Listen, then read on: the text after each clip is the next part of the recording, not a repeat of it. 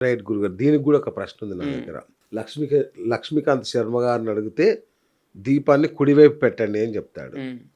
ఇంకొక శర్మ గారిని అడిగితే దీపాన్ని ఎడమవైపు పెట్టండి అంటారు. హ్మ్. ఇంకొక ఆయన దక్షిణం అంటాడు. ఇంకొక ఆయన ఉత్తరం అంటాడు. ఇంకొక ఆయన అసలు దీపమే పెట్టొద్దు అంటాడు.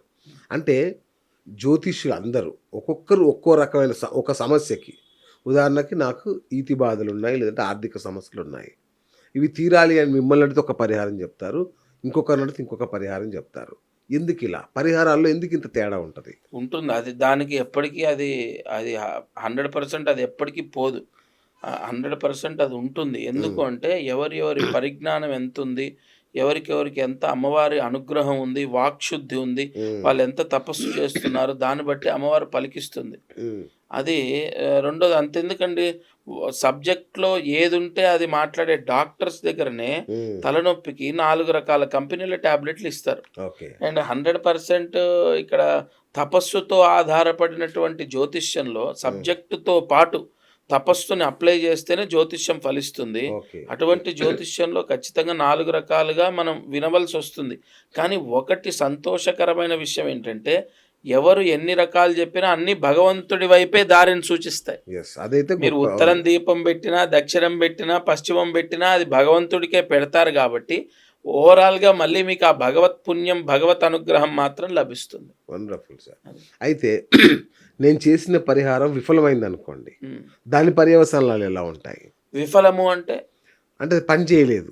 అంటే ఇప్పుడు ఒక కోర్టు కేసు పోవాలని మీరేదో పరిహారం జేశారు. ఆ అవును. కోర్టు కేసులో మీరు గెలవలేదు. గెలవలేదు. అవును. గెలవలేదంటే అంతే. ఇప్పుడు అంటే ఏ కారణం అయి ఉండొచ్చు? ల ఎందుకు అది ఫెయిల్ అయింది? అక్కడ లాయర్ ప్రయత్నం చేసినా, పురోహితుడు ప్రయత్నం చేసినా మీరు గెలవలేదు. హ్మ్. ప్రయత్నం చేశాం మనం. ఏ కారణం చేత విఫలమైందంటే 100% అతని జాతకంలో దుస్థానాల్లో ఉన్నటువంటి గ్రహదోషం విపరీతంగా ఉండాలి. ఓకే. ఎప్పుడైనా ఒక కోర్టు కేసులో ఆయన ఓడిపోయాడు అంటే, నాట్ ఓన్లీ కోర్టు కేసు, ఒక సమస్యలో అపజయాన్ని పొందాడంటే ఫస్ట్ దుస్థానంలో ఒకటైనటువంటిది 6వ స్థానము, ఓకే. అలాగే చివరిది వ్యయస్థానం.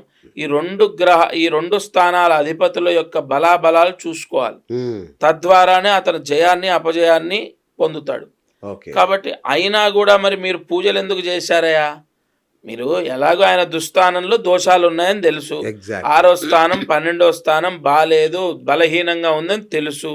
అయినా పూజలెందుకు చేశారు అంటే, కోర్టు కేసు ఓడిపోతాడు అని ఇప్పుడు దుస్థానాల్లో మైనస్ ఉన్నప్పటికీ కూడా కోర్టు కేసు గెలవచ్చు, గెలవకపోవచ్చు అనే అనుమానంతోనే పూజలు చేసేది. అవును. పూజలు ఎందుకు చేస్తారు? ఓకే. అనుమానంతోనే. కరెక్ట్. దైవ బలమైన ఎంతైనా చేకూరితే కనీసంలో కనీసం సరే కేసు గెలవకపోయినా కాంప్రమైజ్ అయితారేమో అనేటటువంటి ఆశతోనే. ఓకే. కాబట్టి ప్రతి దానికి భగవంతుడు అన్నవాడు మార్గాన్ని చూపిస్తాడు. ఓకే. ఈ పరిహారం అవ్వకపోతే ఎలా అంటే, ప్రయత్నం చేశారు పురోహితులు. రైట్. ఇప్పుడు నేను 100 మంది నా దగ్గరికి వస్తే 100 మందికి పని అయిందని నేను చెప్పను. ఓకే.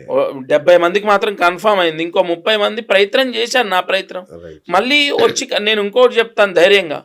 మీకు పలానా అమ్మాయి పెళ్లి గురించి నా దగ్గరకు వచ్చారు. పెళ్లి అవ్వలేదు, కుదరలే. మళ్ళీ రండి.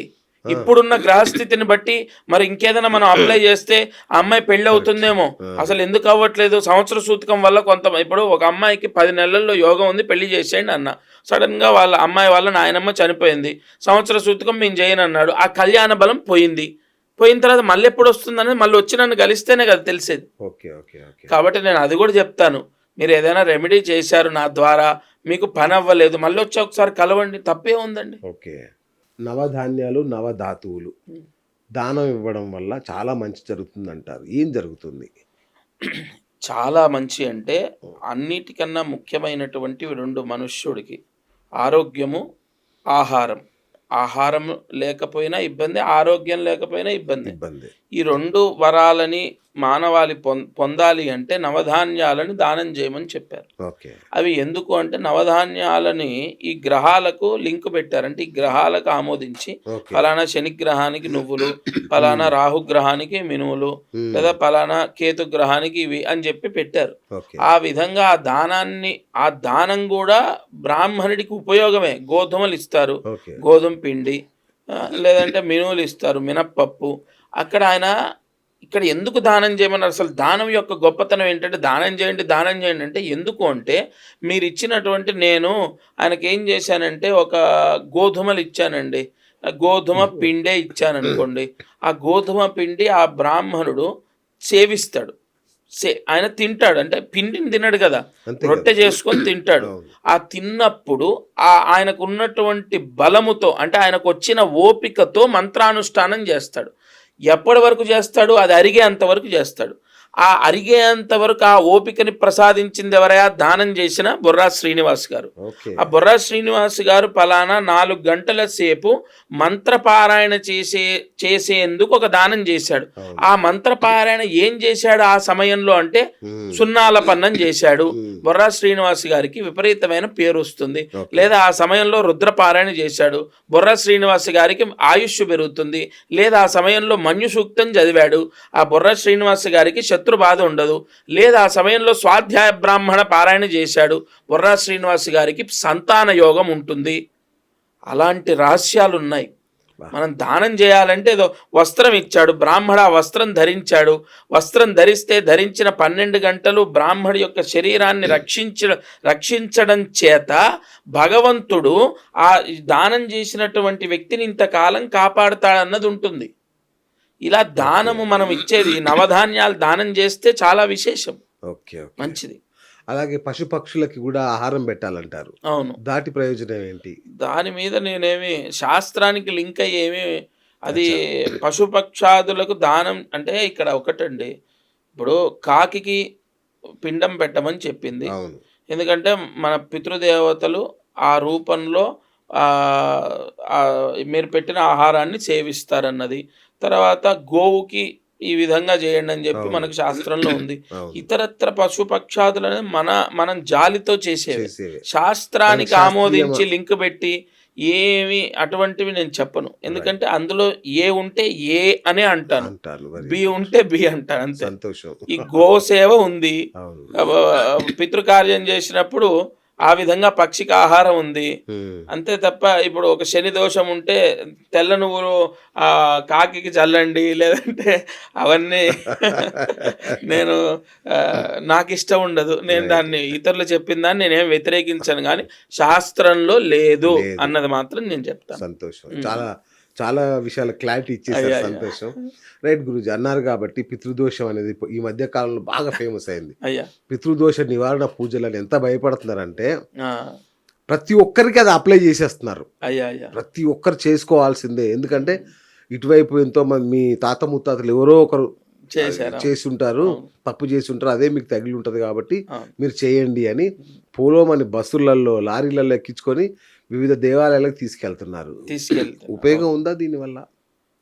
ఉపయోగము ఉంటుంది, కానీ పితృకర్మ అన్నది అంటే ఇక్కడ పితృదోషము ఎన్నో రకాలుగా పితృదోషం అనేది వస్తుంది. అది పితృకర్మ చేయనందుకు కొన్ని, ఇప్పుడు అన్నయ్య చేయాల్సిన కర్మ తమ్ముడు చేస్తున్నాడు, గొడవల వల్ల ఇంకోటో లేదా అన్నయ్య వేరే దేశంలో ఉన్నాడనో ఏదో కారణం చేత అక్కడ అన్నయ్యకి దోషం దాకుతుంది, తమ్ముడికి ఏం దాకదు. వీళ్ళ భ్రమ, అంటే వీళ్ళకున్నటువంటి డౌట్ ఏంటంటే మా బావగారు చిత్తి వెలిగించాల్సినటువంటిది మా ఆయన వెలిగించాడు, మరి ఏమైనా దోషం? అది ఇంకా 10 మంచే, దోషమేం కాదు. పితృపురాణంలో ఉంది, అది ఏమి దోషాలు. శ్రాద్ధకర్మ చేయటం ఎన్ని జన్మల వరం తెలుసా? అవునా? శ్రాద్ధకర్మ చేయటం అనేది ఎంతో గొప్ప వరం. ఇంకా మీ భర్త చేశాడు, అది మీ పిల్లల్ని రక్షిస్తుందమ్మా. ఆయన చేసుకోలే, ఆయన దురదృష్టవంతుడు. కాబట్టి ఏమీ ఇబ్బంది లేదు, తప్పకుండా పితృకర్మ. అయితే ఆ పితృకర్మ చేయడం వల్ల దోషమేం రాదు. తర్వాత మీరు అడిగినట్టు పితృదోషాలు అనేకం ఉన్నాయి, వాళ్ళని తీసుకెళ్ళి పలానా క్షేత్రంలో అవి చేయటం మంచికే, తప్పైతే ఏం లేదు. అంటే ఒకవేళ మీరు అన్నట్టు తరతరాలుగా ఏవో తప్పులు చేసి ఉంటే మీకు తాకుతున్నాయి అన్న అనుమానం పోతుంది కదా అంట. ఇప్పుడు అది ఎలా ఉంది ఏముంది అనేది నాకు తెలియదు, మీకు తెలియదు, ఎవరికీ తెలియదు, అది క్వశ్చన్ మార్కే. ఇప్పుడు అబ్బాయి కష్టాలు అనుభవిస్తున్న అబ్బాయి ముత్తాత ఒక స్త్రీని బాధ పెట్టి స్త్రీ శాపాన్ని పొందాడు. అది శాస్త్రంలో ఏం చెప్పింది? 4 తరాలు ఆ శాపం ఉంటుందని చెప్పింది, స్త్రీ శాపం. మరి 4 తరాల్లో నువ్వు ఉన్నావు కాబట్టి మేబీ అలా జరిగి ఉండొచ్చు, జరగకపోయి ఉండొచ్చు. ఒకవేళ జరిగితే నువ్వు వెళ్ళి చేసినందుకు ఆ దోషం పోతుందంట. ఉమ్. దాంట్లో నేను ఏకీభవిస్తాను. పితృదోష కార్యం చేయటం మంచిదే, ఓకే. ఇబ్బంది లేదు. అంటే సామూహికంగా చేయడం మంచిదేనా? సామూహికంగా అసలు ఎలా చేస్తారు? వాళ్ళ ఇంటి పేరు, వాళ్ళ గోత్రం, వాళ్ళ Exactly. పిండ ప్రధానం అన్ని వేరు వేరు